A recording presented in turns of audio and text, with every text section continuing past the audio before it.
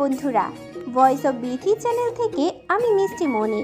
নিত্য নতুন রোমান্টিক ভালোবাসার গল্প পেতে আমাদের চ্যানেলটি সাবস্ক্রাইব করে পাশে থাকা বেল আইকনটি বাজিয়ে দেবেন। লাইক এবং কমেন্ট শেয়ার করতে ভুলবেন না। ধন্যবাদ।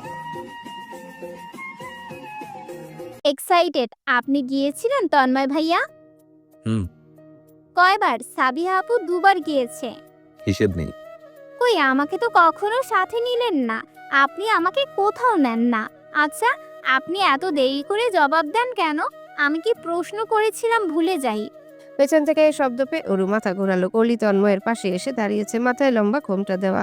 লজ্জায় মাথা উঁচু করছে না, মাথা নিচু রেখেই বলল, দাদাজান ডেকেছেন আমাকে? এই দৃশ্যটি সচক্ষে দেখে একটা বাংলা নাটকের কথা মনে পড়ল অরুর। সেখানে এমন একটা দৃশ্য ছিল, শহরের নায়ক পরিবারের কথায় বাধ্যতামূলক বিয়ে করে গ্রামের মেয়ে। তো বিয়ের পরের দিন নায়ক উদাসীন ভঙ্গিতে পুকুর পাড়ে দাঁড়িয়ে থাকে, নায়িকা ঠিক এভাবেই পাশে এসে দাঁড়ায়। অরুর হাসি পেল, তবে সে হাসল না। এতক্ষণ ধরে ভাবছিল এই মেয়েটা কখন উকিঝুঁকি বন্ধ করে বেরিয়ে আসবে। অবশেষে এসেছে। তার প্রশ্ন করতে ইচ্ছে হলো কেন দাঁড়িয়েছিল এভাবে লুকিয়ে। পরিস্থিতি লজ্জাজনক হবে বিধায় জিজ্ঞাসা করলো না, বরং শুধালো, কলি আপু আমাদের সাথে আসছো তো? তুমি তো নিশ্চয়ই প্রায়শই যাও। একইভাবে ধীর আওয়াজে জবাব দিল, না, যাওয়া হয় না। বাড়ি থেকে যাওয়ার অনুমতি নেই। এভাবে মেয়েদের এত ঘোরাফেরা করতে নেই। মা বলেছে বিয়ের পর শুধু স্বামী নিয়েই যেতে। দারুণ ব্যাপার, ভালো কথা বলেছে আপু। আমিও একমত এই বিষয়ে। ঘোরাফেরার জন্য কি বিয়েটা করে ফেলবো? কলির জবাব পেল না, তবে তন্ময়ের চোখ রাঙানো দেখলো। অরু ভারী গলায় তন্ময় কলিকে বলল, যাও, আসছি। সাধারণত মামাতো বোনদের সাথে তন্ময়ের দেখা সাক্ষাৎ হয় না, তাই সে সর্বদাই তুমি ব্যবহার করে এসেছে। সচরাচর তুই ছোট সকলের ক্ষেত্রে সে ব্যবহার করে না। তুমি বা আপনিতে সীমাবদ্ধ। কলিকে দ্বিধায় পড়তে দেখা গেল। এই যে একটু গিয়ে আবারও ফিরে তাকাচ্ছে। অরু কলি যাওয়ার পরে তাকে একান্ত ভাবনায় বিভোর। এই কলির হাবভাব সুবিধার লাগছে না। তার মন বলছে মেয়েটির মধ্যে বেশ ঘাপলা রয়েছে। অরুকে এখনো পা ভিজে বসে থাকতে দেখে তন্ময়কে বিরক্ত দেখা গেল। যেতে নিয়ে পুনরায় ফিরে এসে বলল, উঠে আয়। অরু যেমন তন্ময়ের উঠে আয় বলার অপেক্ষাতে ছিল, মুহূর্তে দ্রুত গতিতে উঠতে নিতে বেসামাল ভঙ্গিতে পুকুরে পড়ে গেল। পুকুরের পরিষ্কার পানি তন্ময়ের চোখে মুখে ছিটকে এসেছে। শার্টের কিছু কিছু জায়গায় ফোঁটা ফোঁটা পানি স্পষ্ট। অরুর নাকে মুখে পানি ঢুকেছে। ভেজা চুলগুলো সর্বাঙ্গে লেপ্টে আছে। মুখের সামনে থেকে কিছু চুল সরিয়ে উঠে দাঁড়ালো কোমর সমান পানি। কামিজ শরীরের সাথে মিশে আছে। পেটের দিকটা দৃশ্যমান, প্রত্যেকটা অঙ্গের ভাঁজ বোঝা যাচ্ছে। তন্ময়ের কপালে বিন্দু ঘাম জমেছে। আপাতত সে অরুর দিকে ফেল ফেল নয়নে তাকিয়ে। তাকে দেখে বোঝার উপায় নেই সে রেগে নাকি না। অরু ভেবে নিয়েছে তন্ময় রেগে, তাই আগে ভয়ার্ত গলায় বলল, ধমকাবেন না। আমি ইচ্ছে করে পড়িনি, পা পিছলে পড়েছি। এখানটা পিচ্ছিল হয়েছিল, তা কি আমি জানতাম? দীর্ঘশ্বাস ফেলে তন্ময় এগিয়ে আসলো, হাত বাড়িয়ে দিল অরুর দিকে। অরু হাত ধরে দুষ্টু হাসলো। সে না উঠে শরীরের সর্বোচ্চ শক্তি দিয়ে তন্ময়কে টান মারলো। আচমকা টানে তন্ময় কিছুটা ব্যালেন্স হারিয়ে ফেলে। এক পা পুকুরে পড়ে যায়, অন্য পা সিঁড়িতে থেকে যায়। লম্বা পা জোড়ার ফলে নিজেকে সামলে নিতে পেরেছে, কিন্তু অদ্ভুত এক জায়গায় হাত ছুঁয়ে দিয়েছে। তন্ময়ের বাম হাত অরুর কোমর ধরে, তার লম্বা আঙ্গুলগুলো অরুর পাতলা কোমর অনায়াসে চাপড়ে আছে। অরু নিজেও পাথরের ন্যায় দাঁড়িয়ে। এমত অবস্থায় এর সম্মুখীন পরে বাকরুদ্ধ হয়ে গিয়েছে বলা যায়। তন্ময়ের দেহ তার সাথে ছুঁই ছুঁই, প্রায় গরম শ্বাস প্রশ্বাস মুখে থুবড়ে পড়ছে। বুকের ওঠানামার গতি গুণে ফেলা যাবে। হৃদয়ের অস্বাভাবিক গতি কমাতে অরু পিছনে যেতে নিয়ে অনুভব করলো কোমরে থাকা তন্ময়ের আঙ্গুল নড়ছে, যেন চারিপাশ স্পর্শ করছে। অরু থরথর করে কেঁপে উঠল। তার গাল থেকে ঘাড় অব্দি লাল আভায় রাঙিয়ে দিয়েছে। লজ্জায় সেভাবে ডুবে গেল পুকুরে। তন্ময় পুকুরে পড়া পা উঠিয়ে নিয়েছে। ডুবে থাকা অরুর দিকে আর চোখে তাকে দ্রুত পায়ে চলে গেল।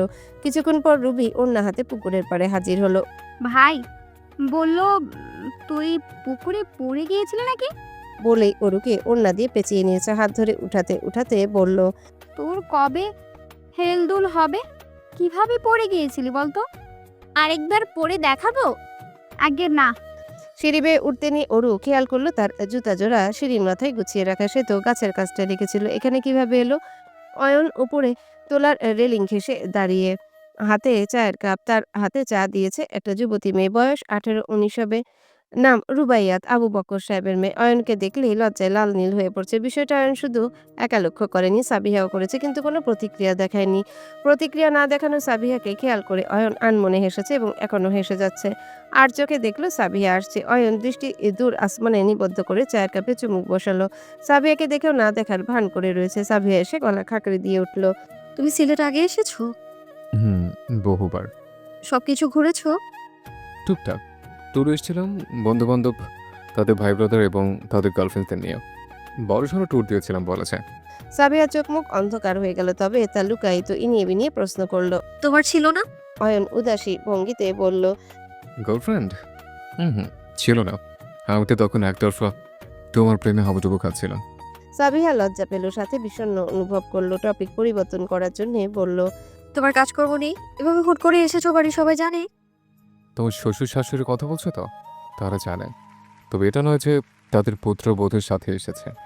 জানেন, বন্ধু বান্ধবদের সাথে ট্যুরে গিয়েছে। বেশি বেশি বকবে না। ওকে। মুহূর্তে দুজনের চারিপাশে নিস্তব্ধতা বিরাজমান। অয়ন আর কথা বলছে না। সাবিহা চোখ মুখ অন্ধকার করে দাঁড়িয়ে। ছেলেটা কি পাজি? কথা বলতে কি নিষেধ করেছে নাকি? বেশি বকবক করতে নিষেধ করেছে। এভাবে তো কোনো কথাই সাবিহার শুনে না। আজ শুনে উদ্ধার করে ফেলছে একদম। সাবিহা বিড়বিড় করে চলে যেতে পা বাড়ালো। অয়ন পিছু ডাকলো। সাবিহা, অন্যমনস্ক ভঙ্গিতে জবাব দিল, হ্যাঁ, আমি তোমাকে ছেড়ে অন্য কারো কথা ভাবতেই পারি না। অন্য মেয়েদের দিকে তাকানো তো দূরের বিষয়। মানে? অয়ন রহস্যময়ভাবে হাসলো। চা শেষ করে কাপ সাবিয়ার হাতে ধরিয়ে দিল। পাশ কেটে যাওয়ার সময় ছুঁই হয়ে গেল। সাবিয়া কিছুক্ষণ অবুঝের মতো দাঁড়িয়ে রইল। অয়নের বলা কথাগুলো আবারও ভাবতে বসলো। অয়ন কি ভেবেছে সে জেলাস রুবায়াতকে নিয়ে? কখনোই না। মনে মনে এক বললেও সাবিয়ার ব্যথিত হৃদয়ে ওষুধ পেয়ে গেল। অরু জিন্সের সাথে একটা ফতুয়া পড়েছে, গলায় স্কার্ফ ঝুলিয়েছে, চুলগুলো উঁচু করে ঝুটি করে নিয়েছে, মাথায় সানগ্লাস লাগিয়েছে, আপাতত ভালো মানের গ্রিপের জুতা পরেছে। তন্ময় বলে গেছে গ্রিপের জুতো পরতে। হয়তো সে আগে থেকেই সন্দেহ করেছে ওরু উঁচু হিল পরে বেরোবে, তাই ওয়ার্নিং দিয়ে গিয়েছে। সাবিহাও গ্রিপের জুতো পরে তৈরি হয়ে নিয়েছে। জলপ্রপাতে যাওয়ার রাস্তা বেশ দুর্গম এবং পিচ্ছিল, তাই সতর্ক হয়ে পথ চলতে হবে তাদের। হুঁশিয়ার সাহেব বৈঠকখানায় বসে হাতে পান, মুখে দিবেন ভাব, তবে দিলেন না। চুন আঙ্গুলে নিয়ে বললেন, সাবধানে যাইবা সকলে, সময় কইরা ফিরে আসবা। সমস্যা হইলে কল দিবা, আমি আজ বাসায় আছি। সবাই মাথা নাড়ালো। বুঝেছে যেন। তারা মোট 8 জন রওনা হবে। তন্ময়, অরু, অয়ন, সাবিহা, দীপ্ত, আকাশ, রবি এবং কলি সবাই তৈরি হয়ে চলে এসেছে। জবেদা বেগম টিফিন বক্স ধরিয়ে দিয়েছেন গাড়িতে রাখার জন্য, বেশ কিছু পানির বোতল এবং প্রয়োজনীয় সরঞ্জাম। তাদের সাথে বিশ্বস্ত ড্রাইভার যাবে। হুঁশিয়ার সাহেব তাদের একা ছাড়তে চাইছেন না। বাড়ির সামনে বড় মাইক্রো গাড়ি দাঁড় করানো। অরু জানালার সিট বেছে নিয়েছে এবং সে সর্বপ্রথম উঠে বসেছে। এক্সাইটমেন্টে তার গলা ধরে আসছে কখন পৌঁছাবে। কিছুক্ষণ আগের হই হুল্লোড় আপাতত নিস্তব্ধতায় পরিণত হয়েছে। বৈঠকখানায় মুরব্বীদের সভা বসেছে। মোস্তফা সাহেবের পাশে জবেদা বেগম দুজন পাশাপাশি বসে আছেন। উল্টো পাশে হুঁশিয়ার সাহেব, বাম পাশে আনোয়ার সাহেব, ওহি সাহেবও রয়েছেন। আবু বক্কর সাহেব, মুজাহিদ সাহেব এবং বাকিরাও পাশাপাশি দাঁড়িয়ে। হুঁশিয়ার সাহেব এবার হাতের পান মুখে গুজে দিলেন। আঙ্গুলের মাথায় থাকা চুন থেকে কিছুটা মুখে দিয়ে মোস্তফা সাহেবের উদ্দেশ্যে বললেন। চা তোমারে বলছে নিশ্চয়ই। মোস্তফা সাহেবের মুখের ভঙ্গিমা জানাচ্ছে তাকে কিছুই বলা হয়নি। জবেদা বেগম বললেন, আমি কিছু বলিনি। আচ্ছা, আমি বলি তাহলে। আব্বা, হুঁশিয়ার সাহেব হাতের ইশারায় মেয়েকে চুপ থাকতে বললেন। আয়েশ করে বসে ধীরে সুস্থে বললেন, কলির জন্য পাত্র খুঁজতেছি, মেয়ে বড় হয়েছে, বিয়ে তো দিতেই হবে। মোস্তফা সাহেব বুঝে ফেললেন নদীর পানি কোথায় গড়াচ্ছে। তিনি এমন কিছুর প্রত্যাশা মোটেও করেননি।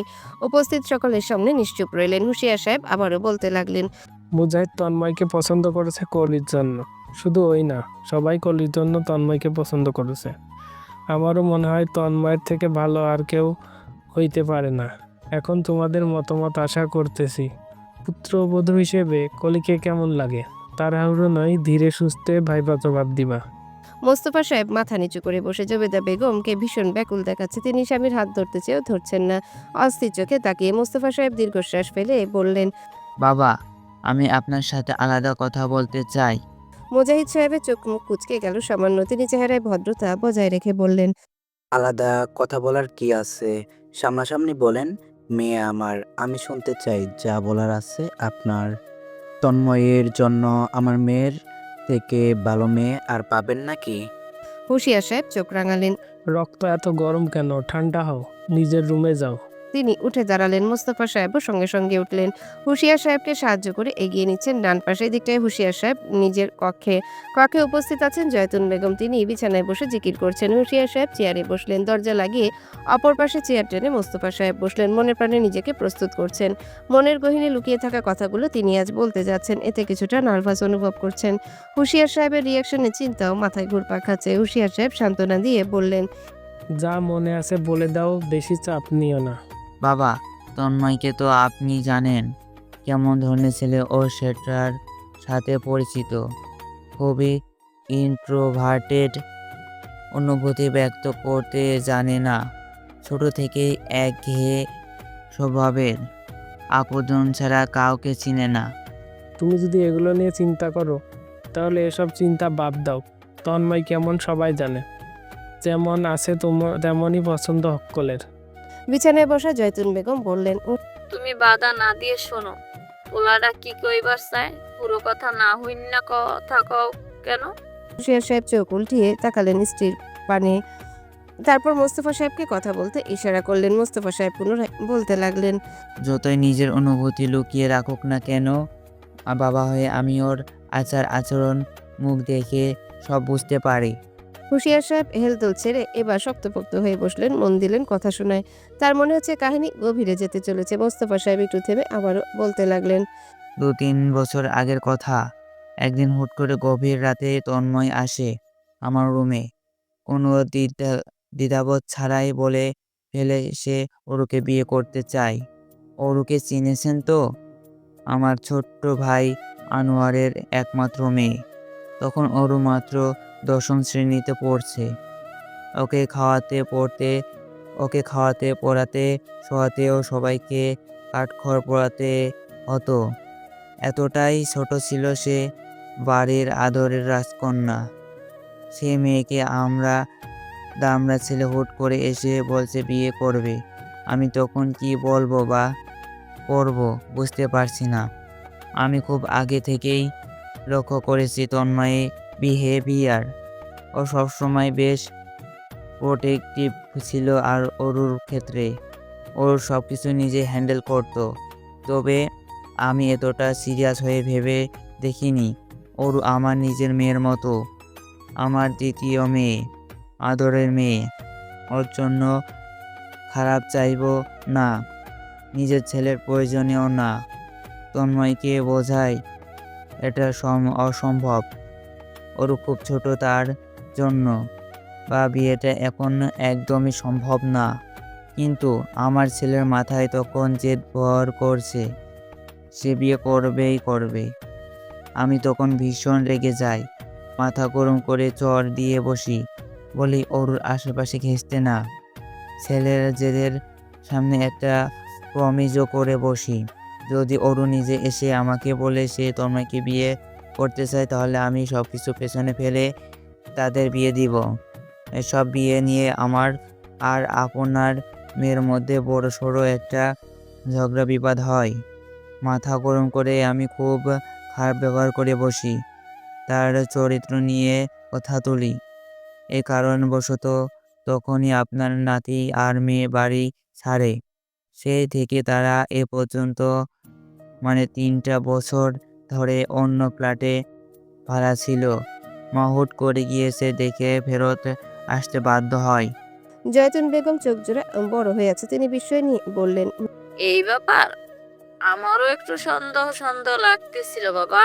হুশিয়ার সাহেব ধমকালেন, রাখো, তোমার বাবা তোমার যে মায়ার চরিত্র নিয়ে কথা তুলছে শোনো না, এর একটা বিচার হোক আগে, পরে সব। কি আমার ভালা মানুষটা, তুমিও তো কম গালিগাজলা অপবাদ করো নাই আমারে, সেই ক্ষেত্রে ইহা কিছুই না। জয়তুন বেগম স্বামীকে চুপ করিয়ে মেয়ে জামাইয়ের দিকে দৃষ্টিপাত করলেন। আমার নাতি তো লাখে একটা, ওরে আরুর জন্য কেন মানতেছ না? মা আমি মানছি না তা নয়, আমার সমস্যাটা অরুকে নিয়ে। আমি ভেবেছি এটা তন্ময়ের এক তরফ থেকে পছন্দ। ছোট থেকে তারা আপন ভাই বোনের মতো বড় হয়েছে, হুট করে সেখানে বিয়েটা, তাও আবার বয়সের এতটা গ্যাপ আমার কাছে মানানসই লাগেনি। আমার যত্নশীল পরিবার হয়তো দুভাগে হতে পারে। আমি জানি তন্ময়ের জন্য অরুকে চাইলে আমার ভাই এক পায়ে রাজি হবে। সে তন্ময়কে খুব পছন্দ করে, কিন্তু তার স্ত্রী সুমিতা রাজি হবে না বোধহয়। সুমিতা মেজো ভাইয়ের একটা ছেলে আছে, সেই ছেলের জন্য অরুকে চেয়েছে। সেখানে সুমিতা তার মেয়ে দিতে রাজি। আমি বুঝিয়েছি, তবুও মনে হয় না কোনো কাজ হবে, কারণ সুমিতা ছোট থেকে অবহেলায় বড় হয়েছে। আমাদের বাড়ির বউ হয়ে আসার পর ভাইদের দেখানো ভালোবাসা দেখে সেটাকে সব কিছু ভেবে বসেছে। যতদিন তার ভুল না ভেঙে বিয়ে অসম্ভব। হুঁশিয়ার সাহেব বললেন, আনোয়ার জানে, মানে বাড়ির সবাই জানে? না, আমি আপনার মেয়ে আর তন্ময় ব্যাস, আর কেউ জানে না। আমি জানতে দেইনি। আমার ভাইগুলো পাগল, বিশেষ করে আনোয়ার। সে যদি এগুলো জানে এই বিয়ে সম্পূর্ণ করেই ছাড়বে। তাতে স্ত্রীর সম্মতির অপেক্ষা করবে না, সংসার ভেঙে যাবে, তার বিন্দুমাত্র ভ্রুক্ষেপ করবে না। কিন্তু তার বড় ভাই, তার একমাত্র গার্ডিয়ান হিসেবে আমি এমনটা একদম চাই না। দীর্ঘ নিঃশ্বাস ফেললেন হুঁশিয়ার সাহেব। কাহিনী খুব জটিল এবং বড়, মাথাটা ধরে গিয়েছে তার। তিনি জয়তুন বেগমকে বললেন, 1 কাপ চা বানাই দিতে বলো তো। জয়তুন বেগম চলে গেলেন। হুঁশিয়ার সাহেব শুধালেন, কি করতে চাও এখন? বুঝতে পারছি না। মুজাহিদ খুব আগ থেকেই তন্ময়কে মেয়ে জামাই করার আশায় ছিল। গতকাল শুনলাম কলি খুব পছন্দ করে তন্ময়কে। মোস্তফা সাহেব মাথাটা বেশ ঝুঁকে গেল।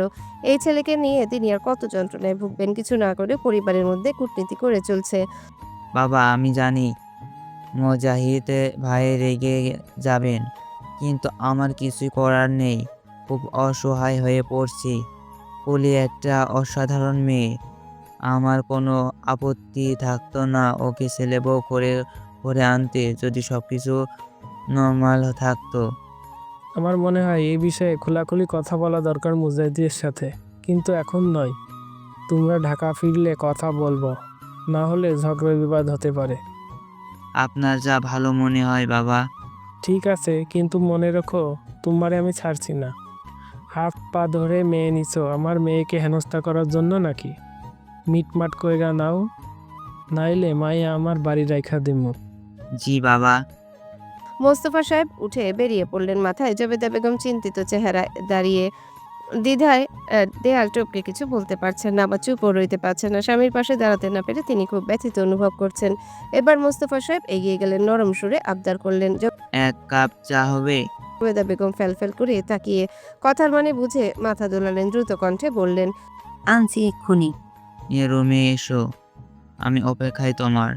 মাধবকুণ্ড জলপ্রপাত মৌলভীবাজার জেলার বড়লেখা উপজেলায় কাঁঠালতলীতে অবস্থিত একটা ইকো পার্কে পর্যটন কেন্দ্র হিসেবে অন্যতম বিখ্যাত ইকো পার্ক। এই স্থানটিতে বর্তমানে রেস্ট হাউস ও রেস্টুরেন্ট রয়েছে। এই ইকো পার্কের অন্যতম আকর্ষণ হলো মাধবকুণ্ড জলপ্রপাত, পরিকুণ্ড জলপ্রপাত, শ্রী শ্রী মাধবেশ্বরের তীর্থস্থান এবং চা বাগান। ইকো পার্কে চলে গেলে বেশ কিছু সুন্দর সুন্দর জায়গায় অনায়াসে ঘোরা যাবে, এই স্বপ্নে বিভোর অরু। সে পারলে সব কয়টি জায়গা ঘুরত, কিন্তু তাকে আদৌ সম্ভব? মৌলভীবাজার জেলায় ঢুকেছে গাড়ি, আজ ড্রাইভিং করছে আকাশ। তন্ময় কপালে আঙ্গুল চেপে বসে ভুরুচোরা কুচকে আছে সামান্য। হুট করে তার মাথা ব্যথা শুরু হয়েছে, ভীষণ মাথা ব্যথা। অরু নিজের ব্যাগে দুটো ফ্লাক্স এনেছে, একটা কফি একটা চায়ের। এখন সে তন্ময়কে সাধবে নাকি না। পুকুরঘাটের ঘটে যাওয়া ঘটনার পর থেকে বেশ লজ্জায় পড়েছে সে, মুখ ফুটে কথা বলতে দ্বিধাবোধ করছে। সে তো শুধু তন্ময়কে পুকুরে ফেলতে চেয়েছিল, অথচ কি থেকে কি হয়ে গেল। তখন সাবিহার পাশে কলি বসেছে, পেছনে রুবি, দীপ্ত এবং অয়ন, সামনে তন্ময় এবং আকাশ। কলি চিন্তিতভাবে সামনের তন্ময়ের দিকে তাকাচ্ছে আর চোখে। অবশেষে লাজুক গলায় বলল, কপালে মালিশ করে দেবো একটু? গাড়ির মধ্যে নিস্তব্ধতা বয়ে গেল। সকলেই ঘুরে ফিরে আর চোখে তন্ময় এবং কলির দিকে তাকালো। কলি লজ্জায় মাথা নিচু করে ফেলেছে, মুখ তুলে তাকাতে অবধি পারছে না। তার ঠোঁট জুড়ে লাজুক হাসি, কিন্তু অরুর মোটেও পছন্দ হলো না বিষয়টা। পরে ভাবলো কলি তার মতো তন্ময়েরও আপনজন বোন হিসেবে বলতেই পারে, তাতে নেগেটিভ ভাবার কিছুই নেই। নিজেকে বুঝিয়ে ও যে কেন যেন মন বুঝতে নারাজ। পরপর তন্ময়ের প্রত্যাখ্যান শোনা গেল, তার মালিশ লাগবে না। এবার সাবিহা অরুর হয়ে বলল, ওরু কফি এবং চা দুটোই এনেছে, খাবি? তন্ময় কিছুক্ষণ চুপ রইল, তবে সময় নিয়ে মাথা দোলালো। একটু কফি খেলে মাথা ব্যথা কমতে পারে। অয়ন হাসি মুখে বলল, অরু, আমার জন্য প্লিজ। অরু হেসে উঠল। ঠিক আছে। আকাশ বলল, আমার জন্য? অরু শব্দ করে হাসলো। আচ্ছা। এবার দীপ্ত রুবিও খাবে বলছে, শুধু কলি কিছু বলছে না, চুপচাপ এক কোণায় বসে লক্ষ্মী মেয়েদের মতো। অরু তাকে জিজ্ঞাসা করলো, আপু খাবে? না, আমি ঠিক আছি। সাবিহা বলল, কেন? খা করি, ভালো লাগবে। আচ্ছা। অরু অবাক হলো বটে, সে জিজ্ঞাসা করতেই খাবে না বলে দিল। সাবিহা জিজ্ঞাসা করতেই হ্যাঁ বলে দিল। বিষয়টা কি? তবে অরু গুরুত্ব দিল না। সবাই পর্যাপ্ত পরিমাণে কফি পেল। অরু নিজের কফি শেষ করে বাহিরে নজর দিল। জানালা ভেদ করে দেখতে লাগলো সবুজের সমারোহ। মনে হচ্ছে সে সবুজের পৃথিবীতে চলে এসেছে। চারিপাশের সবকিছু সবুজ আবডালে সাজানো। বড় বড় সবুজ গাছগুলোকে লাগছে সবুজ পাহাড়, উঁচু উঁচু পর্বতে সবুজ ঘাসের মেলা। অরুর ইচ্ছে করলো ছুটে যেতে, সেই সবুজের দেশে নগ্ন পায়ে হাঁটতে ইচ্ছা করলো, সবকিছু ছুঁয়ে দিতে ইচ্ছা করছে। উপজেলা বড়লেখার কাঁঠালতলিতে পৌঁছাতে পৌঁছাতে 4টা বেজে গিয়েছে। আর বেশি দেরি নয়, সামনে ইকো পার্ক। কিছু মুহূর্তের অপেক্ষা এখন। সাবিহা নিজের ছোট ব্যাগ কাঁধে নিয়েছে, সেটা দেখে অরুও নিজের ব্যাগ কাঁধে নিয়েছে, যেন এখন থেকেই তৈরি হচ্ছে বেরোনোর জন্য। দূর থেকে ইকো পার্কের গেট দেখা যাচ্ছে। গাড়ি পার করে নিজেদের ব্যাকপ্যাক নিয়ে বেরিয়ে এসেছে প্রত্যেকে। অরু সকলকে পেছনে ফেলে আগে হেঁটে চলে যাচ্ছিল। হঠাৎ টান অনুভব করলো ব্যাগে। তন্ময় পেছন থেকে তার ব্যাগ টেনে ধরেছে, মাথা ঘুরিয়ে তাকালো, কিন্তু তন্ময় তাকে কেন ধরেছে বলেনি। সে তখন ড্রাইভার চাচার সাথে কথা বলতে ব্যস্ত। আসমানের অবস্থা তেমন ভালো দেখাচ্ছে না। ধীরে ধীরে পরিষ্কার আকাশে ছোট ছোট মেঘ জমতে শুরু করেছে। ড্রাইভার বলছে আজ না যাওয়াই বেটার, কিন্তু অরু জেদের বসে সকলকে যেতেই হবে। হাঁটা ধরলো সামনে। কিছুটা হেঁটে চলে এলো মাধবকুণ্ড ইকো পার্ক গেটের সামনে। ইটের তৈরি গেট, গেটের উপরে সাদা কালো রঙে লেখা বন বিভাগ মাধবকুণ্ড ইকো পার্ক। ছোট করে ক্যাচি গেট রয়েছে চারিপাশে। ইটের মধ্যখানে গেটের ভিতর আকাশি রঙের টি শার্টের সাথে কালো প্যান্ট পরে চেয়ারে পেতে দারোয়ান বসে হাতে লাঠি। 10 টাকার টিকিট কাটে জনপ্রতি, একজন করে মোট 8টি। নিজেদের টিকিট নিয়ে ঢুকে পড়ে। ঢুকতেই অরু দৌড় লাগায়, সঙ্গে দীপ্ত। দুপাশে সবুজ গাছ, মধ্যে দিয়ে যাচ্ছে আঁকাবাঁকা রাস্তা। পাখিদের কিচিরমিচির শোনা যাচ্ছে। দেখা মিলছে নানান জাতের মূর্তি, রয়েছে বসার সিট। সাবিয়া আর চোখে দৌড়ে ছুটে চলা অরুর দিকে তাকালো। তারও ইচ্ছা করছে দৌড়াতে, কিন্তু নিজেকে আটকে রাখলো। তার পাশে অয়ন দাঁড়িয়ে। অয়নের কাঁধে একটা ব্যাগ, সাথে তার হাতেও। হাতের ব্যাগটা সাবিহার। অয়ন আড়ালে তার কাছ থেকে নিয়ে নিয়েছে, যেন এতটুকু ভারের ব্যাগ সাবিহা ক্যারি করতে পারবে না। আমার ব্যাগ আমাকেই দাও। আমি নিলে কি সমস্যা? সমস্যা নেই। তাহলে উফ, দিবে তুমি? সাবিহা আপু, ব্যাগটা আমি নেই। কি হয়েছে? আমার এতটুকু ওজনের ব্যাগ নিতে কোনো সমস্যা হচ্ছে না। সাবিহা ভীষণ রেগে গেল। লজ্জায় তার গাল দুটো লাল হয়ে উঠেছে। এই যে হুট করে অয়ন তাকে আপু ডাকে, এটা কতটা লজ্জায় ফেলে ইদানিং তাকে, সেটা কি ছেলেটা জানে? আকাশ বিরক্ত সুরে বলল, আয়ন ব্যাগটা তোর জন্য ক্যারি করেছি, এতে খারাপ কি? ছোট ভাই হিসেবে এতটুকু করতেই পারে। অয়ন মিষ্টি করে হাসলো। সাবিহা হনহনিয়ে অয়নকে পিছু ফেলে চলে গেল। ছোট ভাইয়ের মতো থাকে না কেন তাহলে? ডিস্টার্ব কেন করে সাবিহাকে প্রতিনিয়ত? পেছনে অয়ন জিহবাই কামড় বসালো, মজা করতে গিয়ে রাগিয়ে দিয়েছে। আকাশ না জেনে সেখানে কেরোসিন ঢেলে দিয়েছে। এখন অয়নকে বেশ কাঠখড় পোড়াতে হবে তার মহারানীকে মানাতে। গেট থেকে 10-15 মিনিট হাঁটতে দেখা মিলল সেই আশ্চর্য সৌন্দর্যের নিদর্শন মাধবকুণ্ড জলপ্রপাত। পাথারিয়া পাহাড়ের গা বেয়ে মাধবকুণ্ড জলপ্রপাতের সৃষ্টি। গঙ্গামারায় প্রবাহিত হয়ে যাওয়া জলধারায় প্রায় 162 ফুট উচ্চতা থেকে মাধব ছড়া দিয়ে প্রবাহিত হচ্ছে এই জলপ্রপাত। দৈর্ঘ্য প্রায় 83 মিটার উঁচু পাথরের টিলার উপর থেকে অবিরাম গতিতে ঝর্ণা আছড়ে পড়ছে নিচে।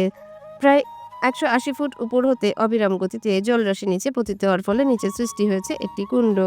আর এই কুণ্ডের প্রবাহমান বারিশার মতো স্রোতধারা, শান্তির বাড়িধারার মতো মাধবছড়া দিয়ে প্রবাহিত হচ্ছে। শান্তির প্রতীক। অরু চোখ জুড়িয়ে গেল এই সৌন্দর্যে।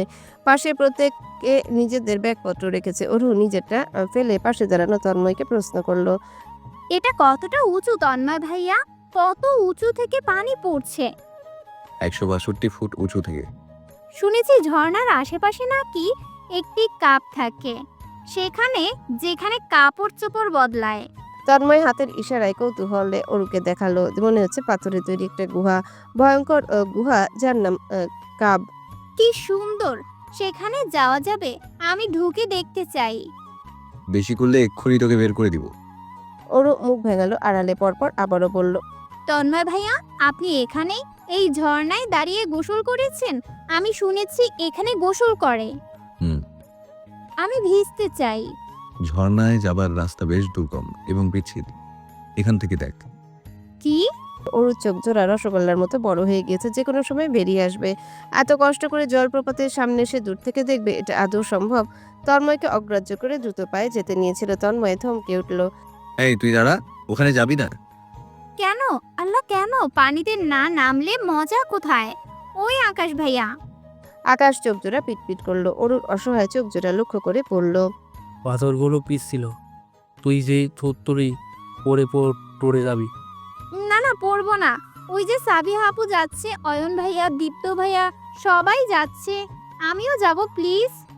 কলি তো তনয়ের পাশে দাঁড়িয়ে, ও তো যাচ্ছে না, তুই দাঁড়িয়ে থাক। অরু কলির দিকে তাকালো, তন্ময়ের পাশে দাঁড়িয়ে নতুন বউয়ের মতো। বিরক্ত অরুর চোখ জোড়া জলে চিকচিক করছে। অসহায় বেদনাময় মুখশ্রী দেখে তন্ময়ের শক্ত হৃদয় হয়তো কিছুটা নরম হলো। বলল, সাবধানে যা। অরু মুহূর্তেই হেসে এগিয়ে গেল। ঠিকই বলেছে তন্ময়, ভীষণ পিচ্ছিল, দুর্গম বটে। অতি সাবধানে এক একটি স্টেপ নিতে হচ্ছে, যে কোনো সময় পড়ে যেতে পারে। অরু জুতো জোড়া খুলে ফেললো। তন্ময় চেঁচাবে তার পূর্বেই অরু তড়িঘড়ি করে পানিতে পা ভিজিয়ে দিল, ঠান্ডা পানি। সেখানে পা ভিজিয়ে রাখতেই মন ব্যাকুল হয়ে পড়ল। অরুর থেকে বেশ কিছুটা দূরে সাবিহা, সাবিহার পেছনে অয়ন। সে ভয়ে আছে সাবিহা পড়ে যাবে বা কিছু একটা হয়ে যায়। সাবিহা চারপাশ ঘুরে একটা পাথরে বসলো, অয়ন পাশের পাথরে বসলো। দুজনের চাহনি ঝর্ণায়, জলরাশি অবিরাম ধারায় নিচে পড়ছে। সৌন্দর্যের যেন কমতি নেই এখানে, যেখানে চোখ যায় সৌন্দর্য। অয়ন হুট করে প্রশ্ন করলো, তোমার পছন্দের প্লেস আছে যেখানে তুমি এখনো যেতে পারোনি তবে যেতে চাও? ছোট ভাইয়া, পাহাড়ি অঞ্চলে যাওয়া হয়নি। অয়ন কেসে উঠলো। ছোট ভাইটা ডাকটা ভালোভাবে হজম হচ্ছিল, তবুও নিজেকে ঠিকঠাক রেখে বলল, আমি গিয়েছি বেশ কয়েকবার। অনেক ঘুরেছো দেখছি ছোট ভাইয়া। অনেক ঘুরেছি, তবে তোমার সঙ্গে ঘুরতে পারাটা সব থেকে প্রিয়। ওসব তুচ্ছ। তুমি সেলিং এর কাজ কেন করছো না? এভাবে মিঠাই মেরে কাস্টমার জোগাতে পারবে? তুমি সেই কাস্টমার হলে আমি মিঠাই মারতে রাজি। ধুর। অয়ন হাসলো, শরীরের উপরের অংশ নুয়ে হাতের মুঠোয় পানি নিল এবং সাবিহার মুখে ছুঁড়ে মারল। আচমকা আক্রমণে সাবিহার চোখ মুখ ভিজে গিয়েছে। এক ফোঁটা পানি ঠোঁটে পড়ে আছে ঠিক মধ্যখানে। অয়ন সেখানে বেকুবের মতো তাকিয়ে রইল। ওই পানির ফোঁটার উপর তার বেশ হিংসা হচ্ছে। দৃষ্টি সরাতে পারছে না যেন। সাবিহা বিষয়টা খেয়াল করেনি হয়তো। সে নিজেও পানি অয়নের গায়ে ছুঁড়ে মারল। অয়নের শার্ট অনেকাংশে ভিজে গেল। সে হেসে সাবিহার দিকে আবারও পানি ছুড়ল, সাবিহাও ছুড়ল। দুজনের পানি ছোড়াছুড়ি একটা খেলায় পরিণত হলো। হাসি ঠাট্টা তামাশার মধ্যে সাবিহা ভুলে বসলো তার সামনে ছেলেটি বয়সে তার থেকে ছোট। ভুলে বসলো প্রতিবেশী, পরিবার। এই মুহূর্তে শুধু তার আর অয়নের। দীপ্ত অন্য পাশে যাবে। চারিপাশে বাচ্চাদের দেখার মতো সুন্দর সুন্দর স্থান আছে, সাথে আছে পুতুলের মূর্তি। বেশ কিছু ভাস্কর্য রয়েছে বলা যায়। দীপ্ত সেগুলো দেখবে, আকাশ তাকে নিয়ে যাবে। সে সময় তন্ময় বলল, কলিকে সঙ্গে রে, ও জলপ্রপাত দেখতে তেমন ইন্টারেস্টেড না। কলি দ্রুত মাথা দুলিয়ে বলল। না, সমস্যা নেই, আমি আপনার সাথে থাকতে।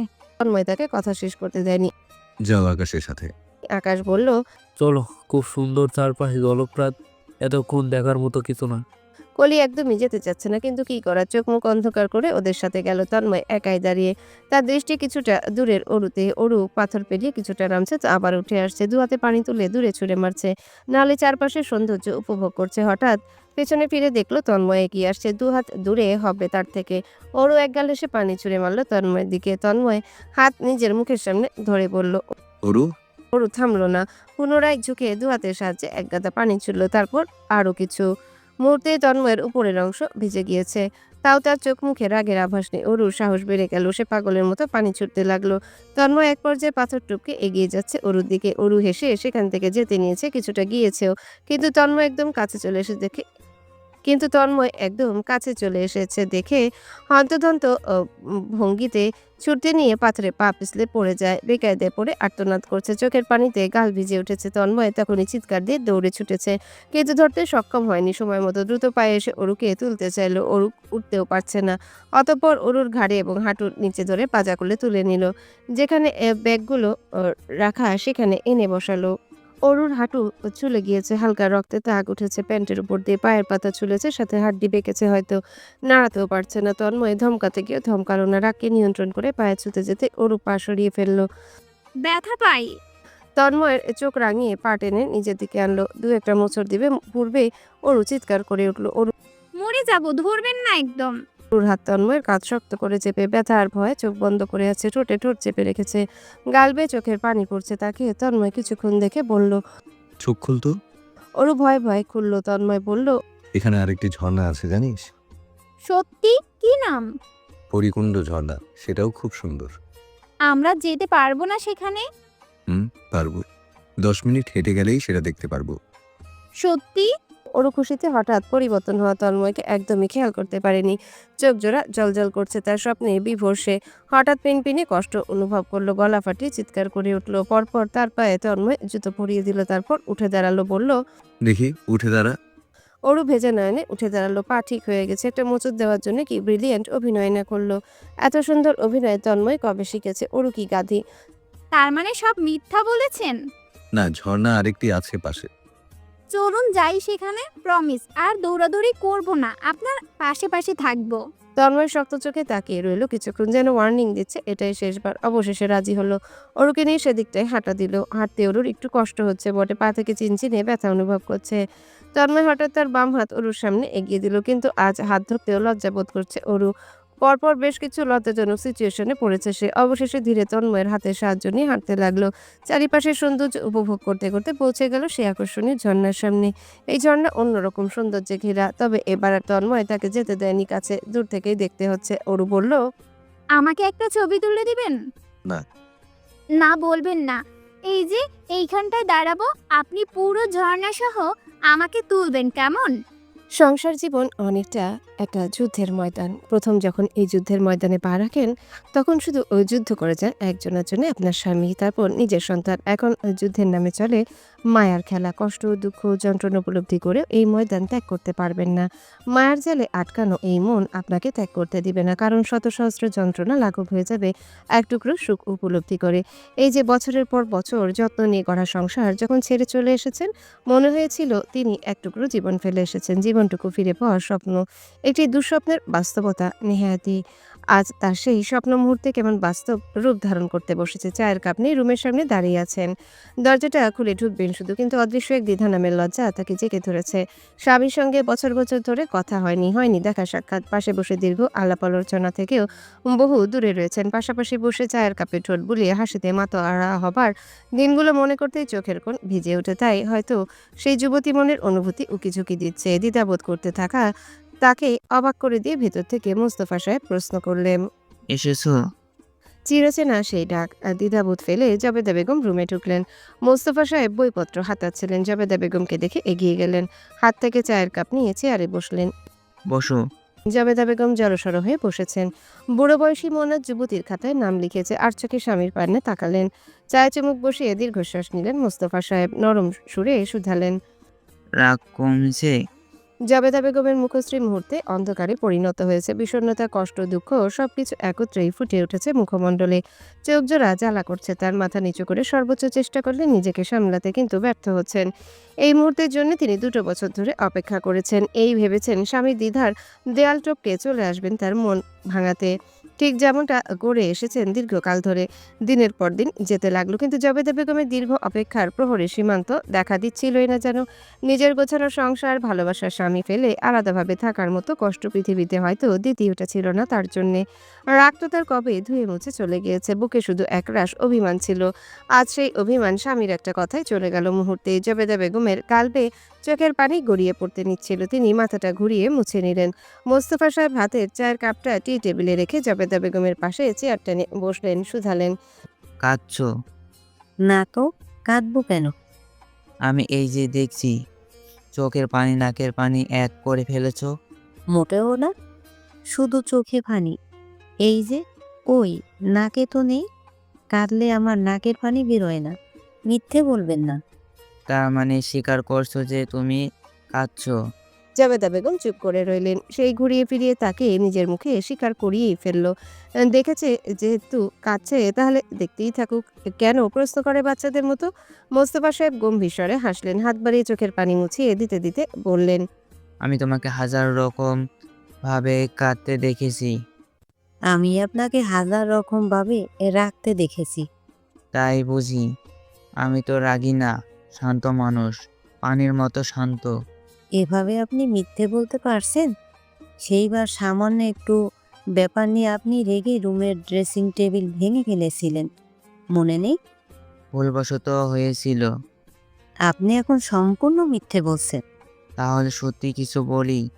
মোস্তফা সাহেবের ঠোঁটের ফাজলাম ও হাসিটুকু গায়েব হয়ে গিয়েছে। খুব নরম সুরে বললেন, তোমাকে ছাড়া আমি ভালো নেই, ভালো থাকতে পারবো না। এই 3টি বছর আমার জন্য 1000 বছরের সমান। আমি খুব লজ্জিত সেদিনের জন্য। আর কখনো এমন ভুল হবে না, মাফ করে দিবে আমার? জবেদা বেগম ডুকরে কেঁদে উঠলেন। স্বামীর বুকে আলগোছে মাথা রেখে কাঁদতে লাগলেন। তার অপেক্ষার অবসান ঘটেছে তাহলে। অপেক্ষাকৃত সেই মুহূর্ত আঁচলে ধরা দিয়েছে। মোস্তফা সাহেব আতুরে ভাব জড়িয়ে রেখেছেন। মাথায় হাত বুলিয়ে শান্ত করার আপ্রাণ চেষ্টা করছেন। তার নিজের চোখ জোড়াও যে জ্বলছে। বুকের যন্ত্রণা লাঘব পেয়ে বসেছে তাকে। জবেদা বেগম ফুপিয়ে বললেন, না, মাফ করবে না বলছো? কি করলে মাফ করবে? কান ধরবো? আচ্ছা ধরি তাহলে। মোস্তফা সাহেব সত্যি হাত উঠিয়েছেন, কান ধরতে যাবে জাবেদা বেগম দ্রুত তাকে আটকালেন। কি করেছেন? মোস্তফা সাহেব হাসলেন। জাবেদা বেগম চিন্তিত সুরে প্রশ্ন করলেন, বাবা কি বলল? সব কিছু বুঝিয়ে বলতে পেরেছেন? বাবা মেনেছে? মেনেছেন? তিনি বুঝছেন আমাদের সিচুয়েশন। তবে তোমার ভাই বড় একটা গন্ডগোল পাকাবে মনে হচ্ছে। ভাইয়াকে বুঝালে সে নিশ্চয়ই বুঝবে। তুমিও কি চাও তন্ময়ের জন্য কলি? আমার ছেলে যাকে চায় আমি তাকেই চাই। গুরুত্বপূর্ণ বিষয় নিয়ে কথাবার্তা শেষ হতেই জাবেদা বেগম মনের সব অভিমান মোস্তফা সাহেবের সামনে তুলে ধরেছেন। মোস্তফা সাহেব মুচকি হেসে স্ত্রীর সকল অভিযোগ মাথা পেতে নিচ্ছেন। কয়েকবার বলেছেন এমনটা আর কখনো হবে না। অরু ভাঙা পানি আবারও পাথরের চূড়ায় পড়েছে। এবার দুপা অবশ প্রায় রাগের চূড়ান্তে পৌঁছে তন্ময় আকাশ পাঠিয়ে অরুকে ধমকেছে। তার রাগী উচ্চস্বরের কণ্ঠ শুনে কেঁপে উঠেছে আশেপাশের অপরিচিত মানুষজন অব্দি। ব্যথা এবং ধমক খেয়ে অরুর চোখের পাতায় অশ্রুসিক্ত তাকে এবার সাবিহা নিজের সাথে নিয়ে হাঁটছে। ব্যথায় গুঙিয়ে সে সাবিহার সাথে ধীরে এবং খুঁড়ে খুঁড়ে হাঁটছে। মেঘাচ্ছন্ন আকাশ হতে বজ্রপাতের শব্দ শোনা গেল। বৃষ্টির 2-1 ফোঁটা পানি শরীর ছুঁয়ে দিয়ে গিয়েছে। আকাশ দীপ্তকে নিয়ে এসেছে মাত্রই। চল বেরিয়ে পড়ি, সন্ধ্যা হয়ে গিয়েছে, বৃষ্টিও নামবে মনে হয়। তন্ময় মাথা দুলালো। নিজেদের ব্যাগগুলো কাঁধে নিয়ে সকলেই রওনা হয়েছে। ইকো পার্ক গেটের সামনে আসতে না আসতে তুমুল বৃষ্টি নেমেছে। আচমকা বৃষ্টিতে উপস্থিত সকলে খানিক ভিজে গেল। দ্রুত গাড়ির দিকে ছুটেছে প্রত্যেকে। অরু ভাঙা পা নিয়ে দাঁড়িয়ে পড়ল। দুঃখে কষ্টে তার কান্না পাচ্ছে। অবশ্য ভুল তার নিজের, কিন্তু তারপরও তন্ময়ের উপর করা অভিমান যেন ফ্রি। একটু কিছুতেই অভিমান করে বসে এমন। এই যে সাবিহা তাকে ফেলে দৌড়ে গাড়িতে উঠে বসেছে, কেউ সাবিহার উপর তো অভিমান হলো না? ওই তো আকাশ, দীপ্ত, রুবি এবং অয়নও চলে গিয়েছে তাকে ফেলে। কই তাদের উপর তো অভিমান হচ্ছে না, তাহলে কেন শুধু তন্ময়ের উপর তার সকল অভিমান? ভেজা নয়নে বৃষ্টির মধ্যে তাকালো সামনে দাঁড়ানো তন্ময়ের পানে। নিজে দাঁড়িয়ে ভিজছে, তাকেও ভেজাচ্ছে। ধরে নিয়ে গেলে কি এমন হবে? এত রাগ? ওরও কি ইচ্ছে করে পড়েছিল? আচমকা ধাক্কায় পড়েছে। এদিকে গাড়িতে বসা কলিকে বেশ চিন্তিত লাগছে। তাকে এক প্রকার টেনে গাড়িতে তুলেছে সাবিহা। কলি উঠতে চাচ্ছিল না, বারংবার প্রশ্ন করছিল। তন্ময় ভাইয়া তো ওঠেনি। পরে উঠবে। কথাটা বলে আগ্রহী চোখে সামনে তাকিয়ে রইল সাবিহা। একই অবস্থা গাড়িতে বসা প্রত্যেক সদস্যের। যেমন সামনে খুব আকর্ষণীয় ফিল্ম চলছে। আকর্ষণীয় বটে এই যে তন্ময় বৃষ্টির মধ্যে ঠাই দাঁড়িয়ে, তার পেছনে অরু দাঁড়িয়ে কাঁদছে। দুজনায় ভিজে চুপচুপে, ইতিমধ্যে কেউ কোনো কথা বলছে না। তাদের দেখে মনে হচ্ছে ফিল্মের নায়ক নায়িকার উপর চরম বিরক্ত হয়ে মূলত দাঁড়িয়ে, না এগিয়ে যাবে নায়িকাকে বাঁচাতে, আর না সে যাবে না বাঁচিয়ে। এক পর্যায়ে অরু ঘুরে ঘুরে নিজে হাঁটা ধরেছে গাড়ির দিকে। লাগবে না তার সাহায্য, একাই যেতে পারবে। এই অরু ভাঙা পানি মাধ্যমিক পরীক্ষা দিয়েছে। 101 ডিগ্রি জ্বর নিয়ে দিয়েছে এসএসসি পরীক্ষা। এখানে যেতে তার বাঁ হাতের ব্যাপার। হুট করে নিজেকে হাওয়ায় ভাসতে অনুভব করলো। চিৎকার করে চেপে ধরলো তন্ময়ের শার্ট। তন্ময় রাগে কাঁপছে। আর চোখে অরুকে চোখ রাঙালো। মনে হলো অরুকে চিবিয়ে চিবিয়ে খাবে, এক টুকরো গোস্ত ফেলবে না। হনহনিয়ে হাঁটা ধরেছে গাড়ির দিকে। অরুকে বেশ নাজুক লাগছে। তন্ময়ের কোলে শুয়ে থাকা সে আশ্চর্যের শেষ সীমানায় ভ্যাবলার মতো তাকিয়ে থাকা ছাড়া কোনো গতি নেই। গাড়ির সামনে এসে থেমেছে তন্ময়। ভেতরে অরুকে এক প্রকার ছুঁড়ে ফেলেছে। তারপর পাশে নিজে উঠে বসলো। নিস্তব্ধতা চারিপাশ জুড়ে, কারো কোনো কথা নেই। নিস্তব্ধতার মাঝে আকাশের হাসির শব্দ শোনা গেল পরপর দীপ্তর এবং সাবিহার। তাদের হাসির কারণ বুঝলো না কলি। সে ব্রুজোরা কুচকে তাকিয়ে আছে অরুর দিকে, যে আপাতত কাটকাট হয়ে বসে। এত সব মানুষ এখানে কি অরুকে সাহায্য না করে চলে এলো কেন?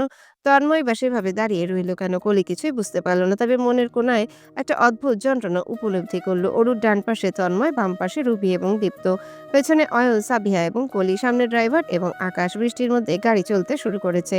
অরুর ঘোর কেটেছে বেশ সময় নিয়ে। সে আসলে কল্পনা করেনি তন্ময় তাকে এভাবে সকলের সামনে করে তুলে নিবে। এর জন্য এতটা চমকেছে যে বোধগম্য হারিয়ে বসেছিল। সাবিহা ব্যাগ থেকে তাওয়াল বের করে দিল তন্ময়ের দিকে। ভেজা কাপড় চোপড় পরে বাকিটা রাস্তা যেতে হবে। তারা যে হোটেল নিবে এক রাত্রের জন্য তাও সম্ভব নয়। আগে থেকে বুকিং দিয়ে রাখতে হয়। কে জানতে পাবে হুট করে ওয়েদার খারাপ হয়ে যাবে। বাজারের সামনে গাড়ি থামানো হয়েছে। এখানে একটা পপুলার হোটেল আছে। এখানে চাইনিজ এবং ইটালিয়ান ডিশেস ছাড়াও নামি দামি অনেক খাবারই পাওয়া যায়। আকাশের বেশ চেনা জানা হোটেল। 3 জন পুরুষ মিলে বেরিয়েছে গাড়ি থেকে। উদ্দেশ্য কিছু ভালো খাবার প্যাক করা সকলের জন্য।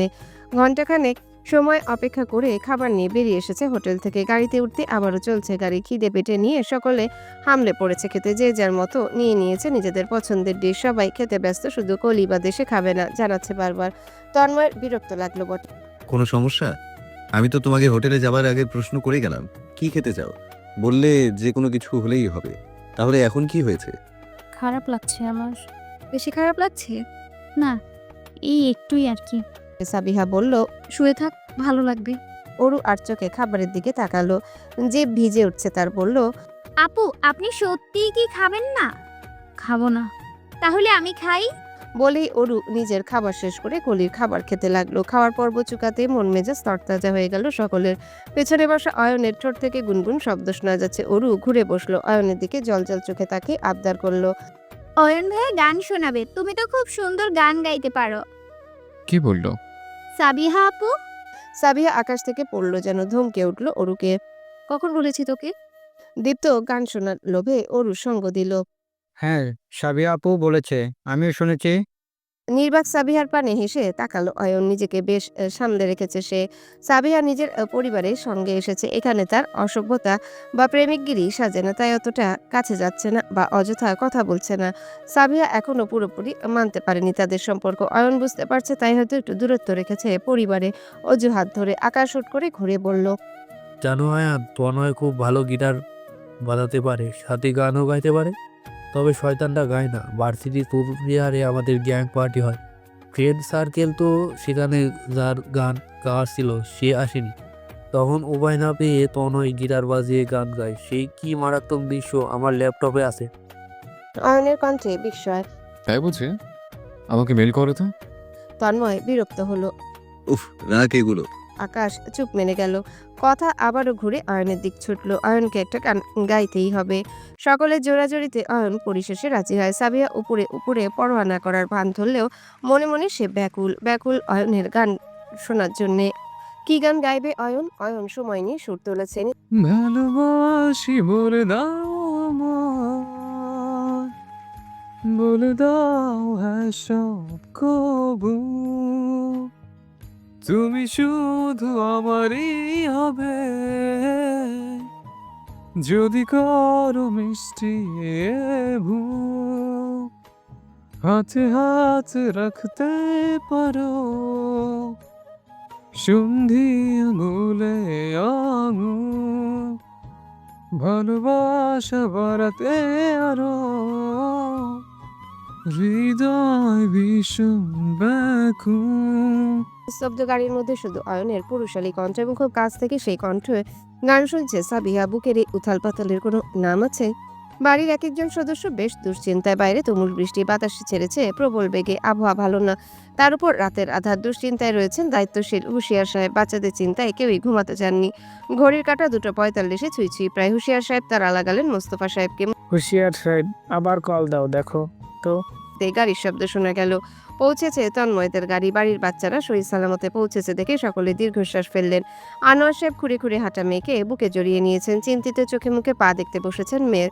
অরুর দুপা ফুলে উঠেছে, বৃষ্টিতে ভিজে আরো দুর্গম অবস্থা। লালচে হয়ে গেছে পায়ের গোড়ালির চারিপাশ। আনোয়ার সাহেব কাউকে কোনো প্রশ্ন করেননি কি হয়েছে বা কিভাবে তার মেয়ে পড়েছে। নিজের মেয়েকে তিনি ভালোভাবে চিনেন। বরং এই মেয়েটা সহি সালামতে বাসায় পৌঁছালে তিনি দুশ্চিন্তায় পড়তেন।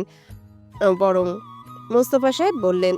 খুব রাত হয়েছে, এখন ডাক্তার পাওয়া মুশকিল। কাল সকালে আসতে বলবো। তুই ওকে ওপরে নিয়ে যা, আর সুমিতা গরম পানি বসাও। আনোয়ার সাহেব মেয়েকে নিয়ে নিজের রুমের দিকে হাঁটা দিয়েছেন। সুমিতা বেগম রান্নাঘরে ছুটেছেন পানি গরম করতে। একটু গরম চাকা দিলে ফোলা ভাবটা কমতে পারে। মোস্তফা সাহেব বিরক্ত চোখে তাকালেন ছেলের দিকে। মেয়েটা এভাবে দুপা ভেঙে এসেছে, তুমি করেছিলে কি? তন্ময়ের পূর্বে কলি জবাব দিল। ভাইয়া তো সারাক্ষণ দেখে দেখেই রেখেছে। ওরও নিজেই এদিকে সেদিকে দৌড়াদৌড়ি করছিল। এত বড় মেয়েটা। হুশিয়ার সাহেব বললেন। তোমাকে পাকনামি করতে হবে না, নিজের রুমে যাও। কলি বিষণ্ণ অনুভব করছে। মেজাজ এভাবেই ভীষণ খারাপ তার। তন্ময় সর্বক্ষণ শুধু অরুর পাশে ছিল, একটুখানি ছাড়া পায়নি লোকটা। বাসায় এসে আবার কথা শুনছে ওই মেয়েটার জন্য। কলি চোখ মুখ কালো করে চলে গেল। মোস্তফা সাহেব আনোয়ার সাহেবের রুমের দিকে হাঁটা দিয়েছেন। জয়া বেগমও সাথে গেলেন চিন্তিত চেহারায়। মেয়েটার পায়ের কোনো খারাপ অবস্থা না হয়ে যায়। তন্ময় ও তার বাবা মায়ের পেছন পেছন এসেছে। দরজার সামনে দাঁড়িয়ে পড়ল, ভেতরে গেল না। এখন উজ্জ্বল রুমে অরুর পায়ের দিকে তাকানো বেশ দুষ্কর। ডাক্তার জুবায়ের এসেছেন, অরুর পায়ে চেক আপ করে গিয়েছেন। সিরিয়াস ইনজুরি নয়, রেস্ট নিলে সেরে যাবে। ডক্টর যেতে না যেতে অরু খুঁড়ে খুঁড়ে বেরিয়ে এসেছে রুম থেকে। ড্রয়িং রুমে কেউ নেই, বাড়ির বাইরে থেকে আওয়াজ আসছে, সকলেই নিশ্চয়ই সেখানে। ভালোই হয়েছে, অরুকে ধমকানোর মতো কেউ নেই। সে রান্নাঘরের দিকে এগুলো, ঠান্ডা পানি খেতে ইচ্ছা করছে, গলাটা শুকিয়ে কাটকাট। রান্নাঘরে শুধু শাপলা বেগম, বেশ খুশি দেখাচ্ছে তাকে। মুখমণ্ডল জুড়ে এক অসাধারণ গ্লো ফুটে উঠেছে। অরুর হাসি খুশি মানুষের মনের অবস্থা শুনতে বেশ ভালো লাগে। সে ফ্রিজ থেকে ঠান্ডা পানির বোতল বের করতে করতে বলল, কি হয়েছে মামি? আপনাকে এত খুশি দেখাচ্ছে যে? শাপলা বেগম রুটি ভাজতে ব্যস্ত ছিলেন। অরুর প্রশ্নে মুচকি হাসলেন, তারপর শব্দ করে হাসলেন। অরু আরো উদ্বিগ্ন হলো জানার জন্য কি এমন সুসংবাদ যে শাপলা বেগম এতটা খুশি। অরু বোতল হাতে এগিয়ে গেল, আগ্রহী কণ্ঠে শুধালো, বলো না। বলছি, দাঁড়া, রুটিটা উল্টে নিই। অরু অধৈর্য ভঙ্গিতে দাঁড়িয়ে রইল। কৌতূহল সে নিতেই পারে না, এর জন্য পানিটুকু এখনো গিলতে পারছে না। শুনেই খাবে পানি। শাপলা বেগম ঘুরে দাঁড়ালেন, চারিপাশে চোখ বুলিয়ে নিলেন, কেউ নেই। তিনি ধীরে বললেন, খুব শীঘ্রই বিয়ে খেতে চলেছিস। অরু খুশিতে লাফিয়ে উঠল, চোখ জোড়া জলজল করছে তার। সত্যি? কার? বলেই জানবি নে। এই না, প্লিজ বলো। আমি উদ্বিগ্ন মানুষ, না শুনলে ঘুমাতে পারবো না। শাপলা বেগম ধীরে বললেন, বড়দের মাঝে কথা হচ্ছে কলি আর তন্ময়ের বিয়ের তারিখ ঠিক হবে বলে। কথাটুকু বলেই তিনি নিজ মনে হাসলেন। মেয়ের জন্য এমন ভালো এবং আপন ছেলে পাবেন ভাবতেই পারেনি। তাদের তন্ময় তো চাঁদের টুকরো, এই ছেলেকে মেয়ে জামাই পাবেন ভেবেই তিনি উদ্বিগ্ন প্রায়। রান্নাঘরে সেই মুহূর্তে ফ্রিজ হাতে কলি ঢুকে মায়ের কথা শুনে সে লুকিয়ে পড়ে। লজ্জায় তার শ্বাসরুদ্ধ করা অবস্থা। বুকে হাত চেপে অন্যায় মুখ লুকালো, যেতে নিয়েও গেল না, দাঁড়িয়ে রইল আরো কিছু শোনার জন্য। ওরও নিজের কানকে তখনও বিশ্বাস করতে পারেনি। হাসি খুশি মুখমণ্ডল মুহূর্তে আধারে পরিণত হয়েছে। ঠোঁটের হাসিটুকু হারিয়ে ফেলেছে। বুকটা ধক করে উঠছে। ক্ষণে ক্ষণে অস্পষ্ট স্বরে বলল, কি? আরে বাবা, আমাদের কলি আর তন্ময়ের বিয়ের সানাই বাজতে চলেছে খুব শীঘ্রই। অরুর হাত থেকে কাচের বোতলটা শব্দ করে পড়ে গেল। পড়েছেও ঠিক তার পায়ের উপর। যতটা উচ্চতা অনুযায়ী বোতল পড়েছে, এতক্ষণে অরুর পা ধরে চিৎকার করার কথা, কিন্তু কোনো প্রকার চিৎকার আর্তনাদ তার মুখ থেকে শোনা গেল না। বোতল ভেঙে তার পায়ের পাতা রক্তাক্ত হয়ে গিয়েছে। অরুর বদলে শাপলা বেগম চেঁচিয়ে উঠেছেন। তার চেঁচানোর শব্দে দৌড়ে ছুটে এসেছেন জয়া বেগম, পরপর সাবিহা। তখন অরু ঠায় দাঁড়িয়ে, বিস্ময় অবিশ্বাস তার মুখশ্রীতে ভেসে। কিছু মুহূর্তের জন্য তার ভেতর থেকে রুহ চলে গিয়েছে, যেমন আশেপাশে কোনো কিছুরই ধ্যান নেই। কানে বেজে চলেছে শাপলা বেগমের বলা কথাটি, তন্ময়ের বিয়ে হবে। পরপর সুমিতা বেগমও দৌড়ে ছুটে এসেছেন। মেয়ের রক্তাক্ত পা দেখে আর্তনাদ করে বসলেন। আয় হায় বলতে বলতে তিনি অরুকে টেনে নিলেন বুকে। জাবেদা বেগম দ্রুত হাতে অরুর পায়ের পাতা থেকে কাচের টুকরোগুলো সরাতে ব্যস্ত। রক্তে তার হাতও লাল হয়ে গেছে। আনোয়ার সাহেব স্ত্রীর চেঁচামেচি এবং কান্নার শব্দ শুনে দৌড়ে এসেছেন। কিছু বুঝে ওঠার আগেই মেয়েকে কোলে উঠিয়ে ছুটেছেন রুমের দিকে। মোস্তফা সাহেব আবারও কল করলেন ডাক্তার জুবায়েরকে। এত বড় তাণ্ডব করা অরুকে এখন কেউই শাসন করার মন মানসিকতাই নেই। সবাই আশ্চর্যের শেষ সীমানায়। তন্ময় এবং অয়ন মাত্রই বাড়িতে ফিরেছে, তারা গিয়েছিল পুকুর পাড়ে। সকলকে এমন রান্নাঘরে জড়সড় হয়ে থাকতে দেখে দাঁড়িয়ে পড়ল। তন্ময় নজর গেল ফ্লোরে। রান্নাঘরের মেঝে এখনো রক্তাক্ত। সাবিহা লালচে চোখ জোড়ানি বলল, অরুর পায়ে কাচের বোতল পড়েছে খুব। তন্ময় নিঃশব্দে দাঁড়িয়ে রইল। সাবিহার কথাগুলো বুঝতে যেন তার সময় লাগলো। পরপর ছুটে চলে গেল। পুরো বাক্যটি শোনার মতো ধৈর্য তার হলো না। পিছু অয়নও ছুটছে। অরু জ্ঞান হারিয়ে ফেলেছে। জুবায়ের সাহেব কিছুক্ষণ আগে এসেছেন। অরুর পায়ের অবস্থা দেখে বললেন, হাসপাতালে নিতে হবে। দুপায়ের অবস্থায় বেশ দুর্গম, প্রখরভাবে কেটেছে। বোতলের এক টুকরো কাজ ভেতরে ঢুকে গিয়েছে, রক্ত পড়াও কমছে না। আনোয়ার সাহেব মেয়েকে পুনরায় বুকে জড়িয়ে নিলেন, গাড়ির দিকে ছুটছেন। মোস্তফা সাহেবও গিয়েছেন সঙ্গে। সুমিতা বেগম কাঁদতে কাঁদতে বসে পড়েছেন মেঝেতে। কিছুক্ষণের জন্য মেয়েকে একা রেখে গিয়েছেন। এতটুকু সময়ের মধ্যেই কি করে বসলো মেয়েটা? জাবেদা বেগম সুমিতা বেগমের মাথায় হাত বুলিয়ে বললেন, সব ঠিক হয়ে যাবে। কিভাবে? গতকাল পায়ে কেমন অবস্থা হয়েছিল, তাকানো যাচ্ছিল না, আর আজ? বলেই তিনি কাঁদতে লাগলেন। হাসপাতালের ওয়েটিং রুমে দাঁড়িয়ে তন্ময়, পাশে সাবিহা এবং অয়ন। মোস্তফা সাহেব ডাক্তারের সাথে কথা বলছেন। আনোয়ার সাহেব বড় ভাইয়ের পাশে। ডাক্তার জুবায়ের বললেন, যেভাবে বাচ্চা মেয়েটার পায়ের উপর জুলুম করছে, পায়ের না কিছু হয়ে যায়, দেখে শুনে রাখবেন কিছুদিন। কথাবার্তা শেষ করে পেশেন্ট রুমে ঢুকেছেন আনোয়ার সাহেব এবং মোস্তফা সাহেব। অয়নও গিয়েছে তাদের পিছু। তন্ময় শুধু দাঁড়িয়ে। সাবিয়া ধ্যান মেরে তন্ময়ের চোখের পানি তাকে। ওই লালচে চোখ জোড়া একদম ভিন্ন। এই চোখ সে কখনোই তন্ময়কে ব্যবহার করতে দেখেনি।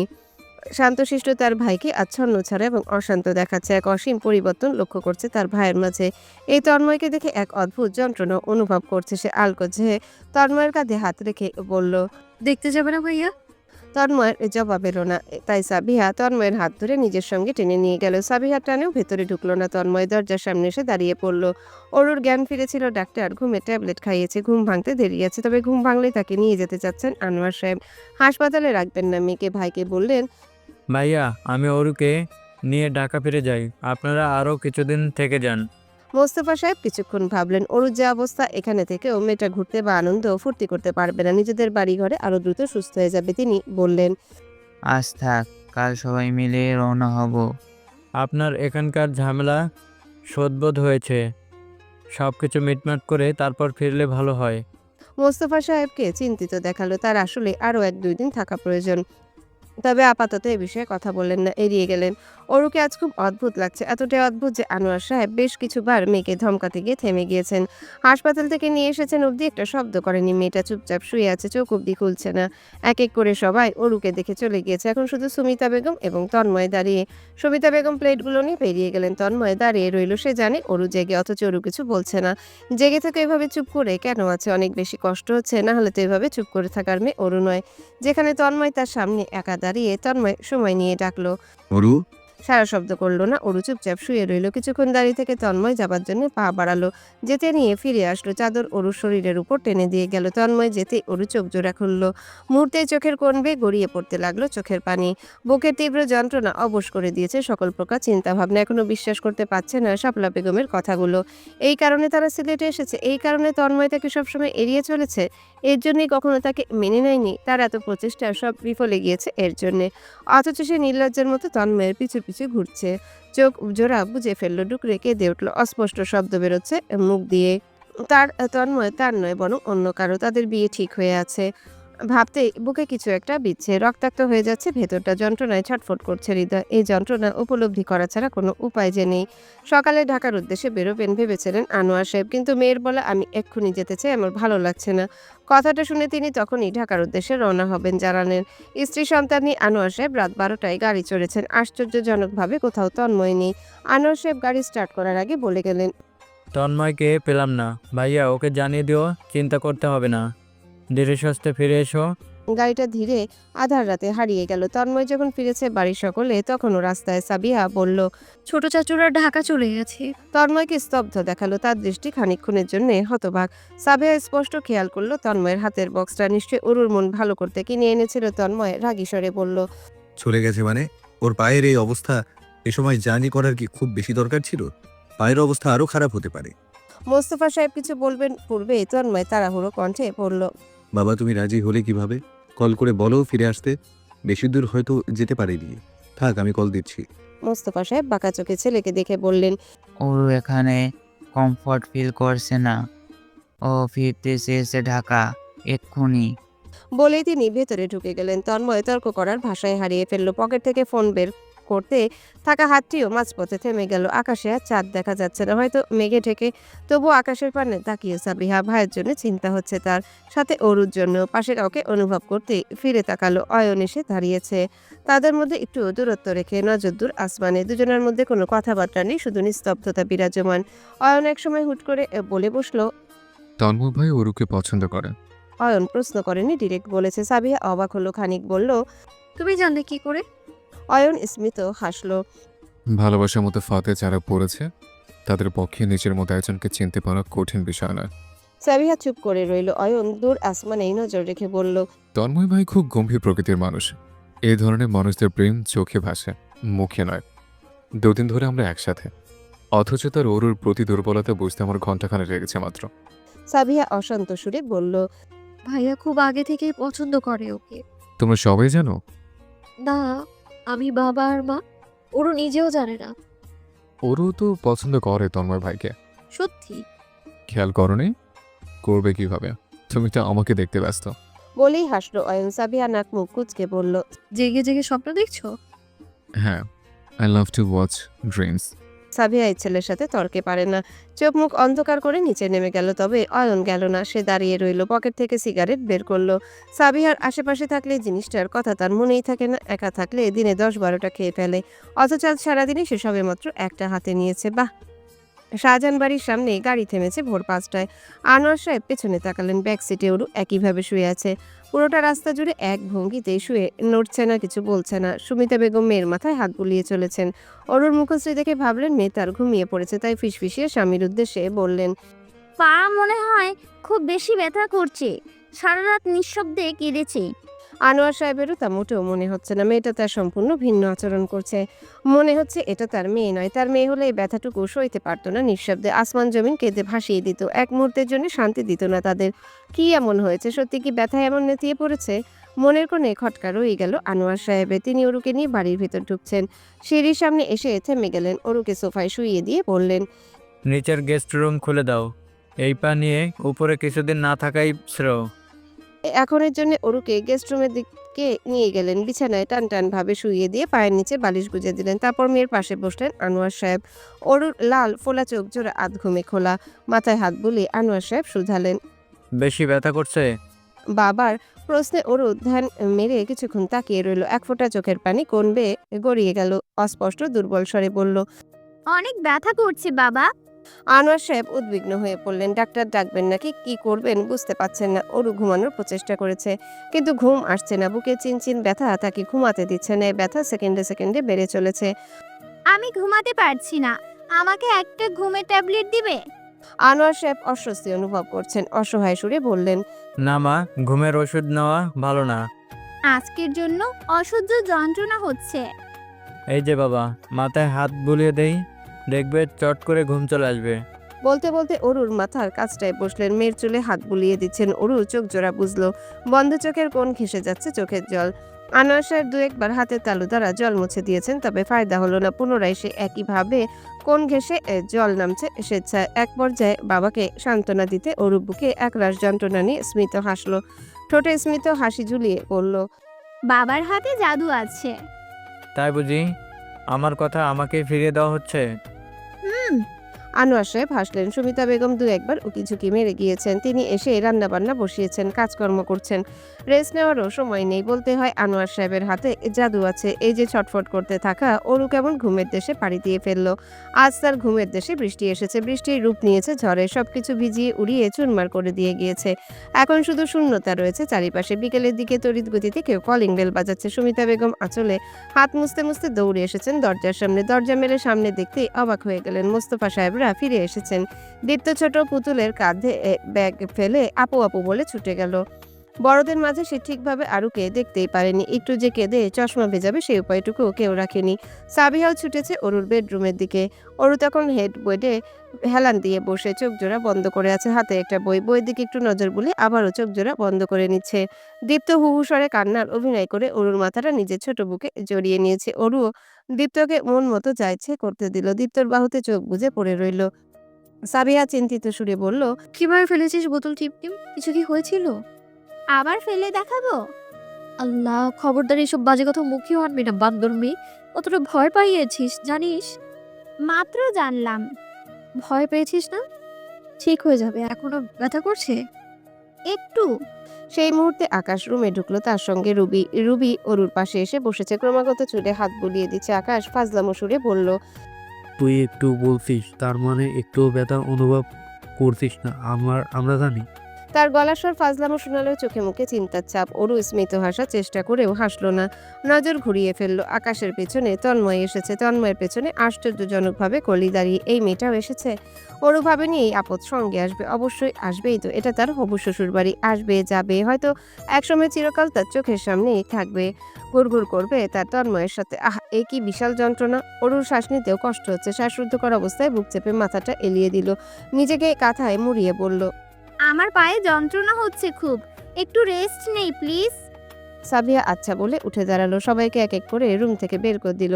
তবে তন্ময় তখনও দাঁড়িয়ে যাচ্ছে না, দাঁড়িয়ে রয়েছে ঠাই। সাবিহা ধীশ্বরে বলল, চলো ভাইয়া, ও রেস্ট নিক। তন্ময় বেরিয়ে গেল। সাবিহা আবছা দরজা লাগিয়ে দাঁড়িয়ে রইল। সকলের পেছনে গেল না। তার মনে একটা অদ্ভুত সন্দেহ জেকে বসেছে কাল থেকে। সন্দেহ পাকাপোক্ত হতে সময় লাগলো না, কারণ পরপর সে অরুর কান্নার শব্দ শুনতে পেল। সেই কি এক ভয়াবহ আর্তনাদ তার কান্নার মাঝে। দরজায় রাখা সাবিহার হাতটা কেঁপে উঠল। কি হয়েছে? কেন এভাবে কাঁদছে মেয়েটা? সাবিহা কি দৌড়ে রুমে ঢুকে অরুকে জড়িয়ে ধরবে, আস্থা দিবে? সাবিহা ঠিক কি করবে বুঝতে পারছে না। কিছু একটা হয়েছে, তবে তা কি? কিন্তু আপাতত অরুকে একা ছাড়া দরকার। কেঁদে নিক প্রাণ ভরে। সে নিজের রুমে চলে এলো। দীপ্ত তার বিছানায় বসে বাদাম খাচ্ছে। তার সামনে গিয়ে সাবিহা পায়চারি করছে, এদিক থেকে সেদিক যাচ্ছে। পায়চারি করতে থাকা সাবিহার দিকে তাকিয়ে বিড়বিড় করে দীপ্ত বলল, আমার এই আপুটাকে ভালো লাগে না। কোন আপু? কি যেন নাম? ফলিনা যেন টলি? কলি? হ্যাঁ, আমার তাকে ভালো লাগে না। কেন? এসেই দেখলে এই ফলি টলি আপু আমাদের সাথে আসার জন্য কি কাহিনী শুরু করলো। ছাছরা, এভাবে বলে না দীপ্ত, সে আমার মামাতো বোন হয়। পুনরায় বিড়বিড় করে দীপ্ত বলল। তাই তো কিছু বলছি না। সাবিহা হেসে গাল টেনে ধরল দীপ্তর। দীপ্ত মন খারাপ করে বলল, মন টেকছে না কিছুতেই। অরু আপুর হট্টগোল ছাড়া ভালোই লাগছে না। শূন্য শূন্য লাগছে সবকিছু। প্রতিউত্তরে সাবিহা দীর্ঘশ্বাস ফেলল। সামনে অরুর ইন্টারের ফাইনাল এক্সাম। কলেজে না গেলেও পড়তে তো তাকে হবে। অরু আনোয়ার সাহেবকে বলেছেন তার হোম টিচারকে আসতে বলতে। সাধারণত সে টিচারের কাছে খুব কম পড়েছে, বেশিরভাগ সময় তন্ময়ের কাছে পড়তে গিয়েছে। তবে এখন থেকে আর যাবে না। কি দরকার? কোনো দরকার নেই। সন্ধ্যায় তার টিচার আসে। ডাক্তারের স্ট্রিক্ট নির্দেশ পা নাড়ানো থেকে বিরত থাকতে কিছুদিন। তাই বিছানায় বসে পায়ের নিচে বালিশ গুজে পড়তে বসেছে অরু। পড়াশোনার এক ফাঁকে তন্ময়কে অরুর রুমের দরজার সামনে দেখা গেল। কিছুক্ষণ দাঁড়িয়ে থেকে চলে গিয়েছে। অরুকে পড়িয়ে শিক্ষক গিয়েছে 9টায়। শিক্ষক যেতে সুমিতা বেগম খাবার নিয়ে রুমে এসেছেন। অরু খেয়ে দিয়ে বলল, সালামু আলাইকুম। হ্যালো বন্ধুরা, কেমন আছো তোমরা সবাই? আশা করছি তোমরা সবাই ভালো আছো, সুস্থ আছো। রোহিত, ভয়েস অফ বিতি চ্যানেলের পক্ষ থেকে এডিটর। গল্পটি কেমন লাগলো অবশ্যই কমেন্ট করে জানাবেন। এই যে বন্ধুরা, ভয়েস অফ বিতি চ্যানেলে যদি নতুন হয়ে থাকেন তাহলে প্লিজ সাবস্ক্রাইব করে বেল আইকন বাজিয়ে রাখুন, যাতে আপনাদের পরবর্তী গল্পের নোটিফিকেশন সবার আগে আপনি পান।